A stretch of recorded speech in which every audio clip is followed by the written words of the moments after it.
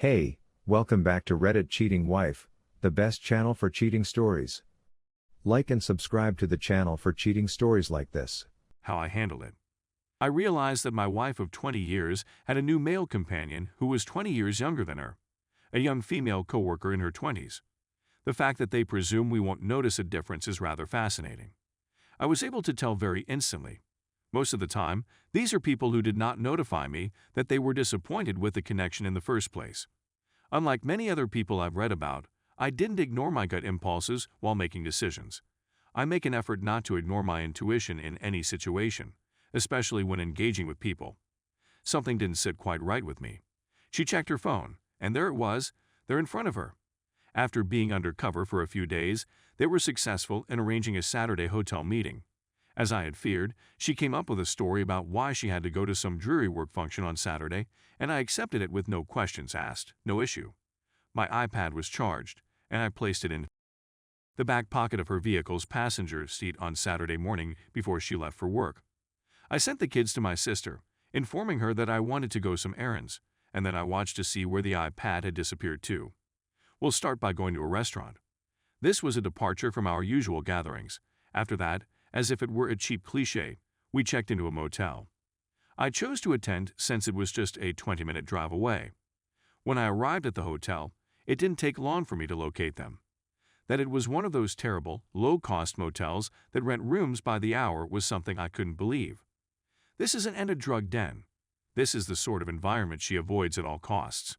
Anyway, I must have knocked on about a half-dozen doors before I came upon theirs. A man approached me from behind the door and questioned as to what I need. I said that I needed to speak with my wife. She agreed. He said that she is not in attendance. I answered affirmatively, stating that I would stand in front of this door for up to a week if required. After a few seconds, she makes her appearance. She seemed to be in full amazement at the time. "Are you happy with your life?" I simply inquired. "Is this what you're searching for, or something else? Okay, you've grown up and become a responsible adult. Have a good time." I turned and went away. She yelled out to me, but I didn't pay attention to her. But I was determined not to let her know how upset I was, and I knew she would weep if she saw me cry. She was gone in an instant, and she went to meet her sisters. I was still watching where my iPad was going. Later, she got in touch with me and expressed apprehension about what she wanted since we had married so young. I told you that you didn't have to be bewildered. You could do anything you wanted. Because my marriage vows have been breached, I am free to do anything I choose with my life. I'm aware that this is not recommended, but it worked for me. I followed her in the comfort of our own house. Throughout my life, I was always nice and cordial, but I was never romantically interested in anybody. I created a Tinder profile and started looking for dates. My wife's heart was broken as a result of this. Uncontrollable sobbing spells were among the many emotional breakdowns she went through. She requested that I resign and accompany her to marriage counseling sessions. In response, she asked whether I liked her idea and if I was having a nice time. I wasn't skulking about in the dark the way she did. I was doing what I needed to do in full daylight. Tinder was providing me with a great deal of enjoyment. I maintain a healthy weight, am well-educated, have a solid salary, and am trustworthy and pleasant. The females I met were all nice and stunning, and I had no problem getting dates with them. So, in order to avoid seeming untrustworthy, I told them everything that was going on in my life at the time. Boy Toy abandoned her since his wife found out about it, and they were trying to work things out between their two households. I encouraged my wife to utilize Tinder to locate a new boyfriend for herself. She would burst into tears uncontrollably as a result of this. I never sobbed in front of her, nor did I beg her for anything. Of course, what she did had a significant impact on me, but I was able to numb those sensations by moving on. I ended up dating and developing intimate connections with a large number of beautiful women. My wife is a year or two younger than myself. This was causing her to lose her mind. Her confusion had long ago faded from her consciousness. She had a strong yearning for us. I felt the same way, so I stopped dating and my husband, and I went to marriage counseling. We've been healing for a long time. This incident occurred many years ago. We don't spend much time thinking about the past. We have an open and honest discussion about it. She once inquired as to if any of my girlfriends were more attractive in bed than she was, to which I said, of course they are. One of them stood out above the others. I then went on to describe how wonderful she was, and how my wife has now included similar activities into our repertoire of activities. I believe the idea that I will be able to move on so quickly jolted her out of her funk, and had her urging me to do so. She has come to terms with the fact that I have no problem ghosting her, and that I can be dating someone else only a few days after I ghost her. You may say anything you want about it, but it worked for me. People have asked whether I watch mind movies, or if I feel inferior to the other person, and the answer is yes. That's not the case, I say. He's the kind of predator that meets up with elderly married women who have low self-esteem in low-cost motels and them up. Is it the best he's got? I would never consider myself inferior to a man of his caliber.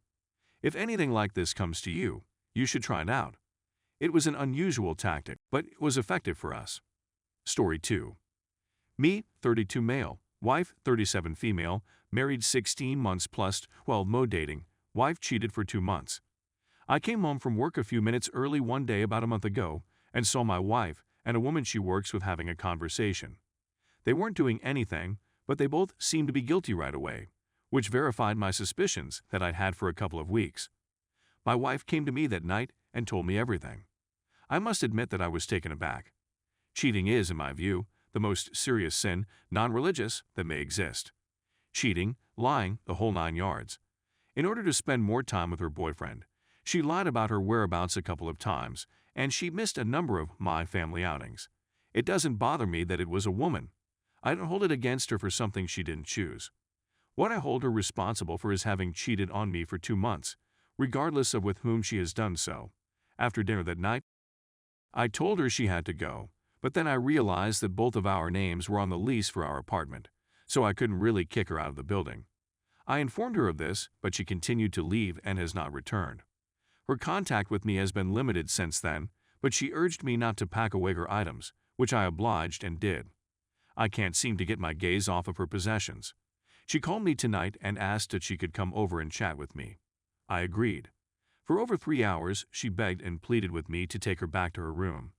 I refused and I refused and I refused and I refused and I refused and I refused and I refused and I refused and I refused and I refused and I refused and I refused. She went on to convey how dreadful she had been and inquired as to if there was any possibility she could ever make up for her actions. After almost 2 hours, I reminded her that she needed to depart, and she redoubled her efforts. She was threatening to kill herself, something she had previously done, and I tried my best to persuade her that I did not want her to do it, that doing so would only make things worse, and so on. She refused to listen, and I remained firm. I'm having second thoughts about myself right now. Is infidelity for the first time, despite the fact that we've only been together for a brief period of time, grounds for immediately ending our relationship? I notified my closest friends, one of whom was once her best friend and family, and they all immediately turned on her and reported her to authorities. She had previously known several of my closest friends before I met her, and they started telling me about the horrific things she'd done when she was younger, before we met. I'm not going to go into her past, since it's none of my business, but this isn't the first time she's had a failed marriage. No children, no property, and nearly double the income of my wife, 60K vs 30K, are the only things we have in common. Having a salary of $500 per week in an area where the cheapest apartment complexes rent for around $800 per month, plus her $275 monthly car payment, she's going to be in a tough position. The health insurance that I get from my work is similar to that provided by her employer. Possibly insignificant, but she called me crying approximately 2 weeks ago, and I couldn't stop her. It was through tears that she contacted me, explaining that she had moved into a new home with her girlfriend, and that her girlfriend had decided to return to her wife of 6 months, whom she had abandoned for my wife. I'm not even going to get into that issue, and that the girlfriend and her wife were getting back together. As a result, my wife did not contact me crying because our relationship had ended. Rather, she called because her relationship with her new partner had come to a close. What had happened had a profound effect on me when I realized what had occurred around 6 hours after it had occurred.